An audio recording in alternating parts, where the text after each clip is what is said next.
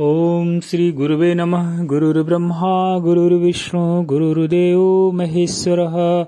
गुरुः साक्षात् परम ब्रह्म तस्मै श्री गुरुवे नमः। ओम श्री परमात्मने नमः। अथ पंचमो अध्याय। सांख्य योग और कर्मयोग की श्रेष्ठता के संबंध में अर्जुन का प्रश्न है।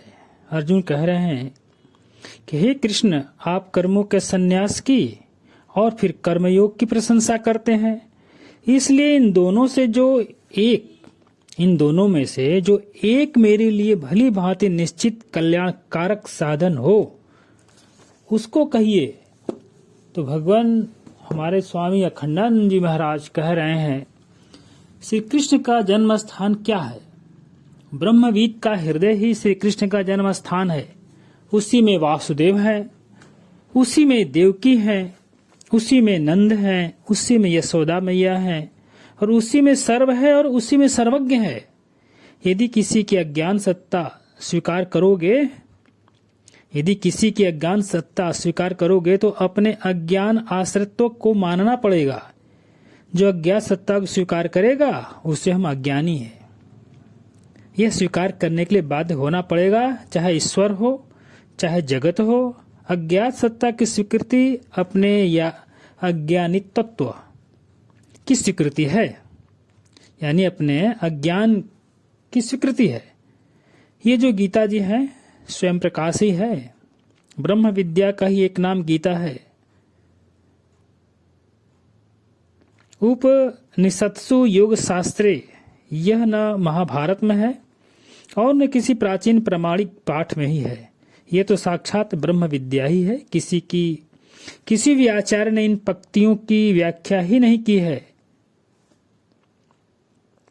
सत सहस्रयाम संहितायाम ब्रह्म विद्यायाम योग शास्त्रे उपनिषत्सु, इसकी व्याख्या भी किसी पूर्व आचार्य ने नहीं की।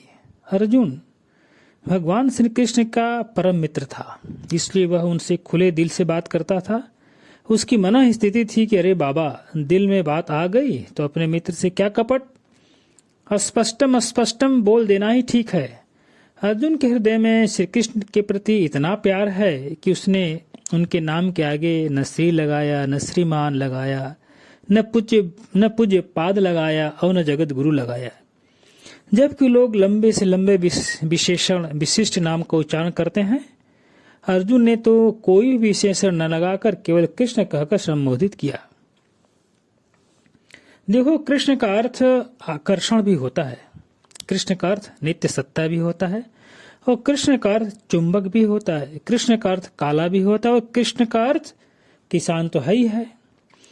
उसने कहा 5वें अध्याय के पहले श्लोक में, कृष्ण तुम एक बार तो कर्मों का संन्यास का निरूपण करते हो और फिर कर्मों के योग का निरूपण करते हो। यहाँ जो संशसी शब्द है उसका अर्थ प्रशंससी नहीं होता, निरूपण मात्र ही होता है। जब तक संशसी के साथ प्र उपसर्ग नहीं लगेगा तब तक प्रशंसी नहीं बनेगा। इसलिए यहाँ सनसन करते हो माने कर्म संन्यास का ही वर्णन करते हो और कर्मयोग का भी वर्णन करते हो। इसलिए यत श्रेय एतयो एकम, इन दोनों में जो श्रेयस्कर हो वह बतलाओ। यह मानो श्री कृष्ण ने कहा कि अरे बाबा, हम जब दोनों का वर्णन कर रहे हैं तब समझो दोनों ही श्रेयस्कर है। अर्जुन ने कहा तत् सुनिश्चितम श्रेय में, यानी मह्यम मद अर्थम मद अनुष्ठानाय सुनिश्चितम ब्रूहि, मैं किसका अनुष्ठान करूं यह मेरे लिए बोलो। तुम सारी दुनिया को अपनी नजर में रखकर बोल रहे हो, विरक्तों के लिए भी अनुरक्तों के लिए भी, पता नहीं किस अधिकारी के लिए क्या बोल रहे हो, लेकिन मैं तो एक ही अधिकारी तुम्हारे सामने बैठा हूं। इसलिए सुनिश्चितम श्रेय ब्रूहि, अर्थात सुनिश्चितम ब्रूहि यहाँ क्रिया विशेषण भी है और श्रेय का विशेषण भी है। तात्पर्य यह कभी तो कहते हो कर्म में अकर्म देखना ही ठीक है, कभी कहते हो कर्म उच्छेद ही ठीक है, अभी कहते हो केवल शारीर कर्म ही करना चाहिए, कभी कहते हो कर्म उच्छेद ही ठीक है, कभी कहते हो ये दीक्षा लाभ संतुष्टा रहना चाहिए, कभी कहते हो ब्रह्म अर्पण होना चाहिए, और कभी कहते हो कि कर्म यज्ञ अच्छे नहीं होते, सारे कर्म समाप्त हो जाते हैं। ज्ञान अग्नि सारे कर्मों को दग्ध कर देती है। इससे तो मालूम पड़ता है कि तुम कर्म संन्यास के बड़े पक्षपाती हो। फिर बोलते हो योगम अतिष्ठोस्तिष्ठ, योग पर आस्था करो, उठकर खड़े हो जाओ। इस प्रकार बाबा तुम दोहरी बात क्यों बोलते हो? दोहरी बात तो तब बोली जाती है जब सामने वाले आदमी के समझ में कुछ गड़बड़ पैदा करनी होती है। इसलिए यह क्या बोल रहे हो?